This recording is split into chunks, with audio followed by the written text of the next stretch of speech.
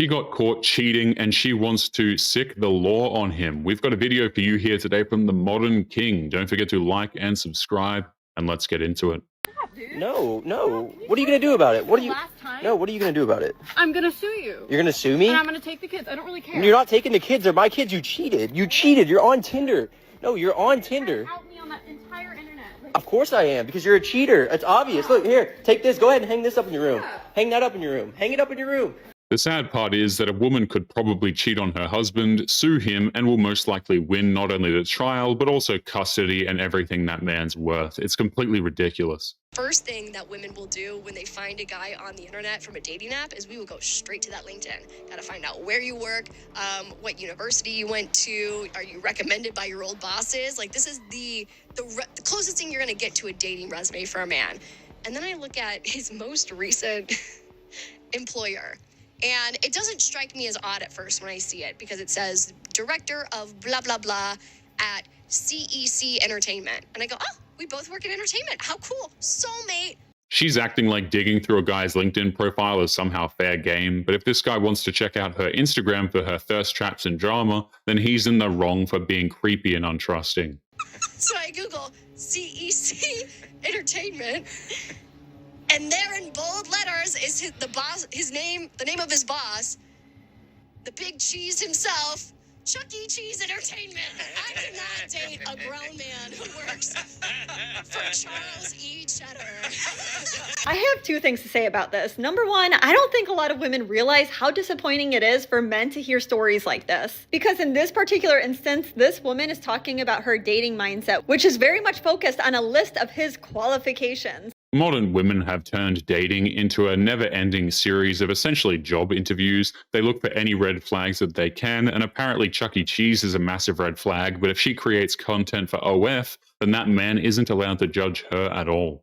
It's all about what he can bring to the table and nothing about him as a person. In today's world, most men feel like the love that they receive is based on what they can provide, right? It's only conditional. Hearing stories like this, hearing a woman's mindset when it comes to dating, it only reinforces that. The second thing I want to say is that this is the type of woman that will remain single for a very, very long time. Because that man, he might make more than 90% of men out there. But she disqualifies him based on her own assumptions, which I think is her problem. That man clearly dodged a bullet. It's sad because that dude could have been a good guy with a fairly well-paying career, but she immediately assumed that all he did was serve pizza and walked around in a mouse costume in a strip mall somewhere as if she's somehow curing cancer herself.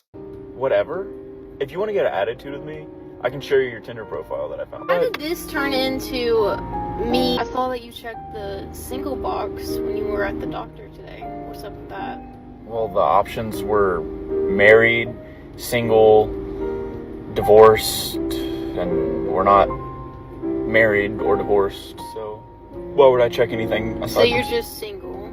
The past 2 years have mean nothing to you. That question is a legal tax question. He's right. If you're not married, divorced, or widowed, in the eyes of the law, you are single in most places, but apparently filling out a form at the doctor's office is as casual as changing your relationship status on Facebook. It's the doctor. We're not married. I mean, we're not married. But you put me down as your emergency contact. I mean, yeah. I mean, that doesn't matter. I saw that you checked friend. Why did you check friend? For what? The emergency contact? Yes. The option was parent, spouse, child, grandparent, or friend. I mean, we're not married, so you're not spouse, and you're not my mom. So I just mean nothing to you. I'm just... She's getting angry over literally nothing. She's setting him up so that no matter how he answers, he's always going to be in the wrong, even though he trusts her enough to be his emergency contact in case something ever happens to him. Women like this are actually just never satisfied. It really has nothing to do with, like, our relationship. I was at the doctor, and that was the only box that it fit in. Whatever. If you want to get an attitude with me, I can show you your Tinder profile that I found. How did this turn into me having a Tinder profile? I was asking you why you checked single at the doctor. Because you're trying to start an argument for no reason. I've been sitting on that for about a month and a half. I'm trying to figure out when I should bring it up. You have nothing to say for yourself? Besides, I'm not talking about this. I tried to ask you something, and then you turned around on me, so no. She tried ripping into him over some basic medical forms, and she got called out for cheating in the process. But once the cat gets out of the bag, she tries to turn the drama back onto his paperwork as if that's somehow more important than her outright disloyalty. If men didn't exist, the world would be perfect. It would be pretty calm and peaceful. Calm and peaceful. Yeah, that's 2 words for how it could be, but I have a better 2 words for how it would most likely be. Chaos and pandemonium. For without men to complain about, most women would just most likely turn on each other. Men ruin everything. Do they? Well, without men, most of the world's infrastructures would actually fail to exist because there's not a lot of women that are willing to actually put forth the work and physical labor that would be required to maintain everything that we've become accustomed to. It's insane to watch these women openly proclaim that men are responsible for all of the world's problems when they are the ones who quickly choose violence the very second something doesn't go their way, and that behavior is somehow seen as empowering, apparently. Like, just imagine a life without men. That would be a dream come true. Yeah. Let's just take a moment and think about what a world would look like completely and only populated by women. Yeah. It really doesn't seem so much like a dream world. It actually more closely resembles something like a nightmare. Women like this will never admit that there's nothing wrong with saying that we need men in order for society to function, which we do, by the way. That was never a hot take, but because she has beef with some random dude, that means all men are awful and need to be eradicated for her to be happy. 3, 2, 1.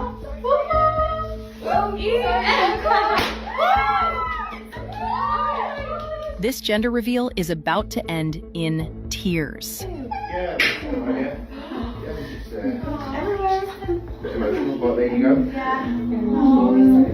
After the father-to-be picks the worst possible time for this conversation.